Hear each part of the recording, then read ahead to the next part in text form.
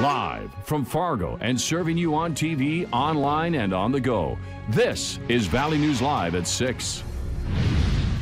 Minnesota corrections officials are looking for a convicted killer who is now a fugitive after being released from prison. 40-year-old Joshua Hendrickson of Carlstead, Minnesota, was let out of the St. Cloud Correctional Facility last year after serving 18 years for fatally stabbing Christopher Nelson and injuring a second man. Valley News Team's Maddie Gelseth joins us now with how he became a fugitive. Maddie? Mike, Andrea, the Minnesota Department of Corrections says Hendrickson was placed on supervised release after he got out of prison, and now he's been a fugitive for 7 days. Hendrickson was last known to be in the Thief River Falls, Crookston area. Police there say they're following leads and trying to locate him. The police department says Hendrickson does have a warrant out for his arrest, so the public should be cautious of his whereabouts.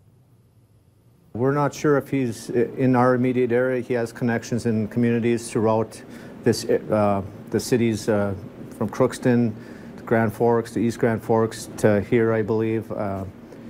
So it's hard to say where he's at. If you do see Hendrickson, Deputy Chief Matson wants to remind you to not approach him and to call the number on your screen, 218-681-6161. Andrea? All right. Thank you, Maddie. Continue to check valleynewslive.com for updates on the search for Hendrickson. A North Fargo daycare had to be evacuated earlier this morning after a gas leak made staff and children sick.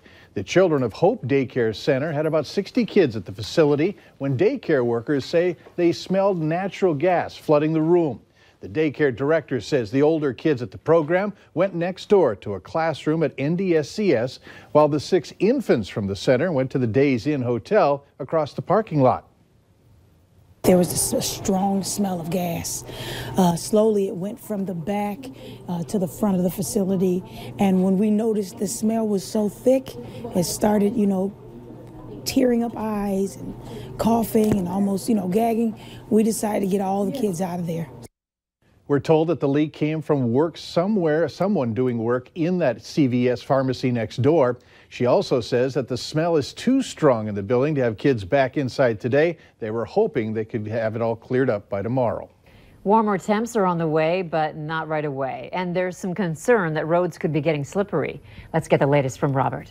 Yeah, cold tonight and not as cold as we head through the day tomorrow. Between now and tomorrow night, though, we'll have to deal with some snow and potentially some freezing rain over parts of the area. Right now, it is in the single digits in Thief River Falls and Grand Forks, 13 here in Fargo, 20 over in Jamestown. Winds beginning to increase out of the south and to southeast, and those winds will continue to do so as we head through tonight. That will help temperatures rise as we head towards tomorrow morning.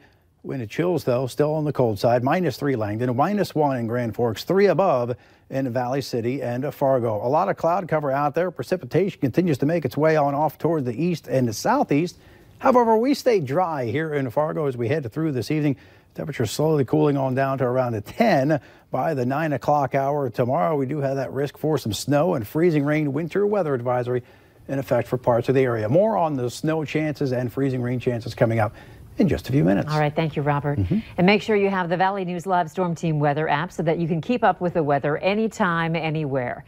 You'll get the latest forecasts and conditions so that you can plan your day. Just search VNL Weather in the App Store and download it for free. A Fargo man with prior indecent exposure convictions has admitted to inappropriately touching himself last June in a North Minot bar. Court records say that 49-year-old Stuart Kelly pleaded guilty Monday to a felony indecent exposure charge. According to a criminal affidavit on June 1st of 2017, a woman in the bar noticed Kelly staring at her while touching himself. He has 6 previous indecent exposure convictions in the state of North Dakota dating back to 1996. He remains in custody in Minot pending his sentencing on February 25th of next year. He faces up to 5 years in prison if convicted. The city of Cavalier can now rest a little easier after a tense situation ended peacefully.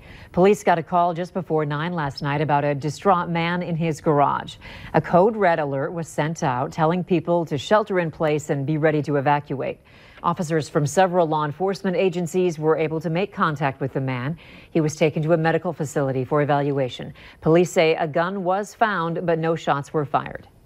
The Minnesota State Patrol is reminding you not to Netflix and drive after a woman crashed her vehicle while watching the streaming service on her iPad. Police say numerous calls came in October 26 to report a person crossing over lanes, driving onto the shoulder and driving in and out of the grass on the shoulder of I-94. As troopers approached, the woman ran off the road and crashed into median cables. The woman did admit she had been watching Netflix on her iPad that was positioned on the passenger seat. Drivers heading down 4th Street in Fargo might be facing a short delay today. The southbound lane of 4th Street South between 7th and 8th Avenues South is closed today for the repair of a private sewer.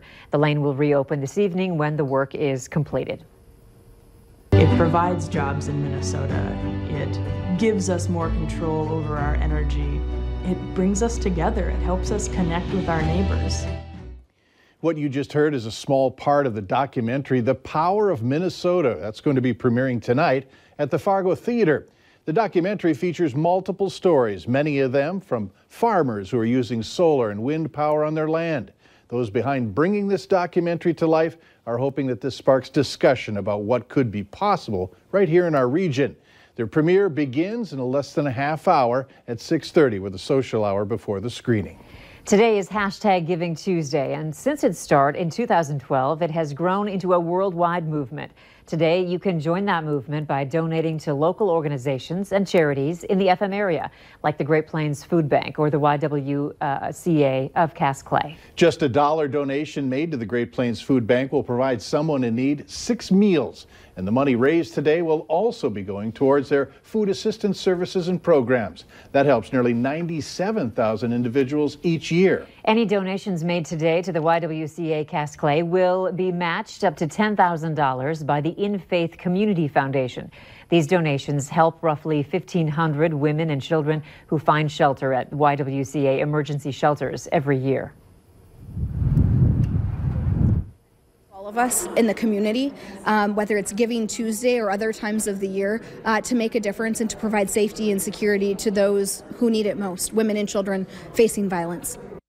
If you're interested in donating but you're not sure where, the FM Area Foundation launched an online tool called the FM Area Caring Catalog that lists 70 local nonprofits looking for donations. You can access this catalog on valleynewslive.com. Just click on this story. A new record has been set at the annual Caters Taters for Charity event. This year, over $83,000 was raised at the Potato Luncheon. It's held each fall, with all proceeds going to the Great Plains Food Bank. The community's support for that fundraiser has RDO officials smiling. To see their actions and their support really turn into kind of this dollar amount that's going to help change lives and help feed hungry people. Yeah, it's really, really rewarding. The new record will provide around 240,000 meals to hungry families. Later on Valley News Live at 6, ways for you to stay healthy while you're holiday shopping. Up next, a new system aiming to make it easier for an immigrant to get an ID card.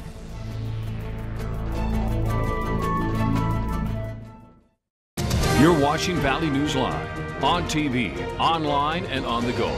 Always on, wherever you are, whenever you need to know. Valley News Live.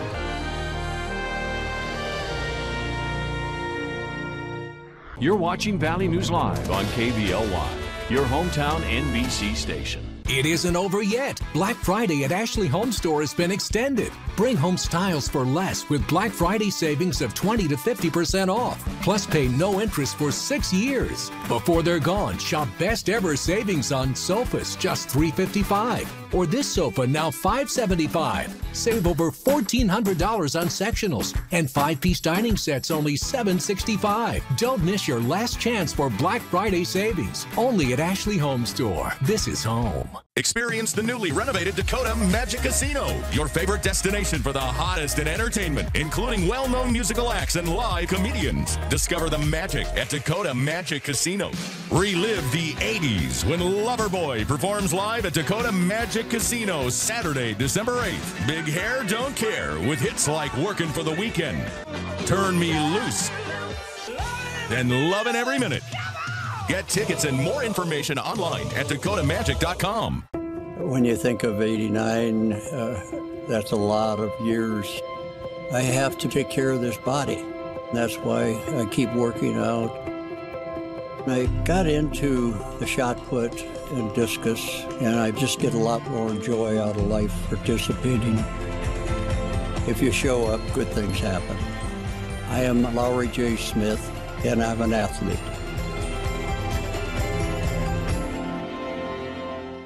Amazing deals are going on now during Menards Christmas Home and Gift Sale. Save on pet safe products from Menards. This elite little dog bark collar has 10 levels of static stimulation that adjust automatically to suit your dog. $69.99. This Irwin 6-in-1 nut driver increases convenience on the job by combining 6 sizes into one tool. Right now, pick it up for only $198 after rebate. Plus, give the perfect gift this Christmas with a Menards gift card. More season's greetings to you all from Menards.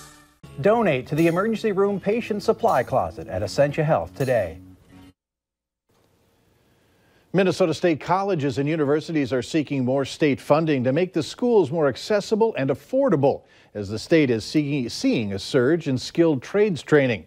The Minnesota Department of Employment and Economic Development says the state had a 2.8% unemployment rate last month. The low rate is leaving Minnesota firms struggling to hire qualified mechanics, technicians, and other tradespeople.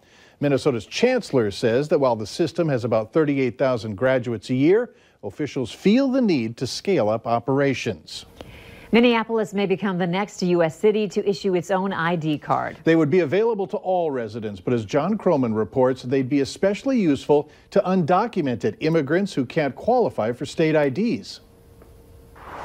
East Lake Street, the heart of the Minneapolis Latino community, an area where the idea of a city-issued ID is very popular. If I bring my dollars to an American store, to a mall, to everywhere, everyone benefits from it.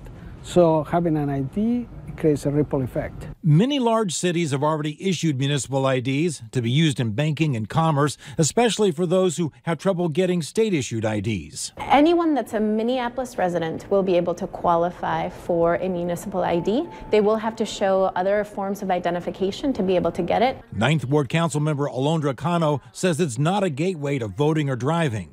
Yeah, we don't want folks to think that this is a driver's license. That actually is going to be part of the state's effort this year. Mexican immigrant Jovita Morales has worked behind the scenes for the city ID and would benefit from it herself. Report a crime and police come and you will show up your ID and automatically, we recognize this ID and you know where you live. Morales says she's one of many undocumented immigrants who hesitated to call police, assuming they'd ask for state IDs. A long time ago, I've been experiencing domestic violence and I couldn't call the police because I was afraid. We want everybody to have the ability to open a bank account.